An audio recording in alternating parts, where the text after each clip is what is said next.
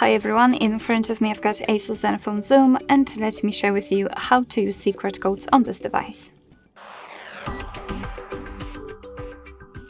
So let's start with opening the dialer, and let's start with the shortest code, which is *#06#.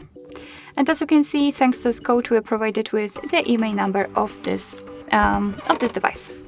Let's tap on OK, and let me show you another code which will open the calendar information.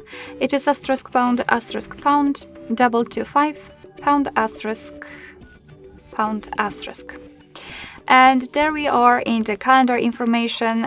Basically, I do not have any kind of information here because I do not have my events set. However, here your device will show you different kind of events, like family events, some holidays in your country should also appear right here, or events attached to your mail. So this is the best place to check the events because here they're grouped into particular sections. So be aware about that. Let's go back and let me show you another code. It is *##4636###. And here we are in the testing mode, so we can check some device information, like for example the email number again, roaming, network type, call status, etc. There we've got also some options which you can manage. You can run ping tests here, of course. After tapping on the three dots icon, you can also enable data connection or view service dialing numbers. Let's go back. Usage statistics. Basically here you've got the list of all the apps and processes which are currently on this device.